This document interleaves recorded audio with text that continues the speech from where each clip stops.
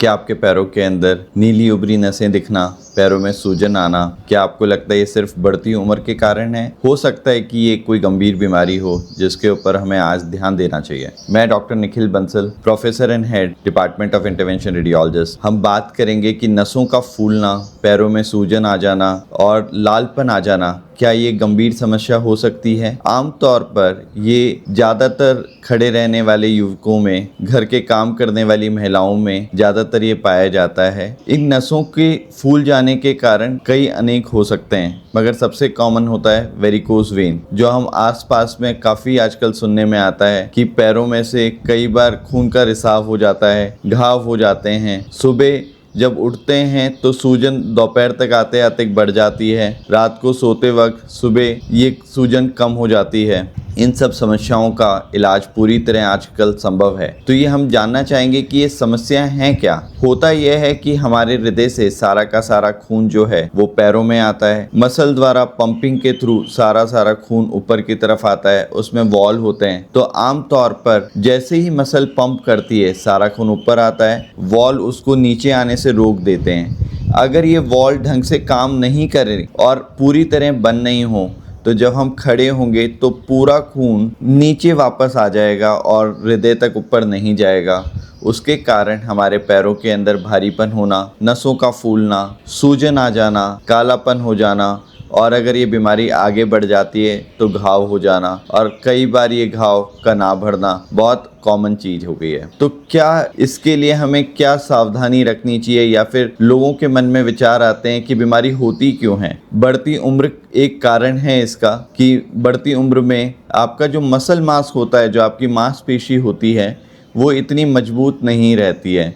उसके अंदर जो पंपिंग सिस्टम होता है पैरों का, वो इतना अच्छा काम नहीं करता। तो वो जब इतना कारगर नहीं होता तो खून पूरी तरह ऊपर नहीं आता। दूसरा कारण होता है कि लैक ऑफ एक्सरसाइज। अगर हम एक्सरसाइज कम कर रहे हैं, व्यायाम कम कर रहे हैं, तो हमारी जो मांसपेशियां हैं वो इतनी मजबूत नहीं होगी। दूसरा मुख्य कारण है हमारे हेरिडिटरी, कि अगर हमारे परिवार में हमारी माता पिताओं को थी, हमारे परिवार में किसी और जनों को थी, तो संभवता है कि हमारे पैर में भी ये समस्या आने की दिक्कतें रहती हैं। अगर प्रेगनेंसी की बात करें तो उस टाइम पे पेट के अंदर प्रेशर काफ़ी आ जाता है, उसके कारण भी खून का जो संचालन है वो हृदय की तरफ पूर्ण तरह नहीं होता। उस कारण से पैरों में सूजन आना आमतौर पे है। दूसरी अनेक और हमारी प्रोफेशनल से रिलेटेड चीज़ें हैं, जैसे टीचर्स में, ट्रैफिक पुलिस वालों में, डॉक्टर्स में भी ये आमतौर पे देखा जाता है, जो सर्जन्स होते हैं जो लंबे समय तक खड़े रहते हैं। तो क्या ये बीमारी जानलेवा है? क्या ये बीमारी बहुत तकलीफ नुमा है? अगर हम किसी भी बीमारी को समय पे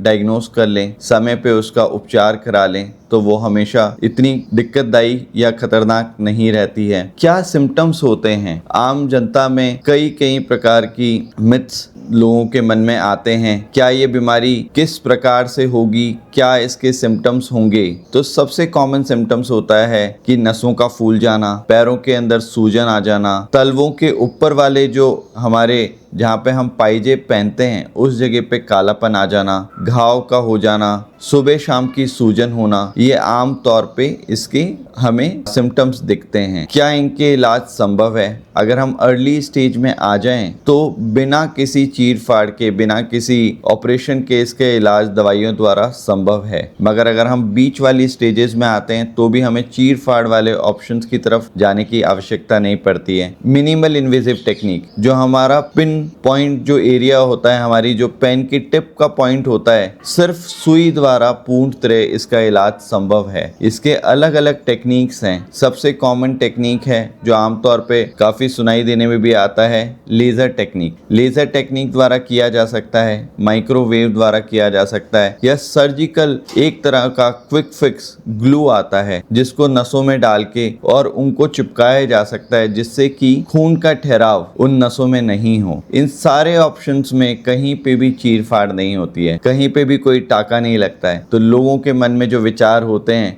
कि बारिश के समय कराएंगे या किसी और सीज़न में कराएंगे तो कहीं हमारा टाका तो नहीं पक जाएगा, कहीं कोई कॉम्प्लिकेशंस तो नहीं हो जाएगी।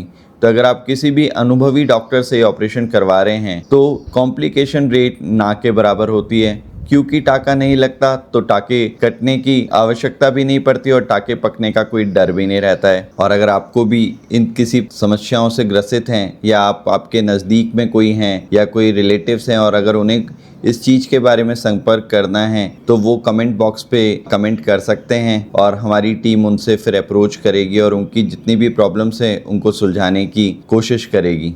धन्यवाद।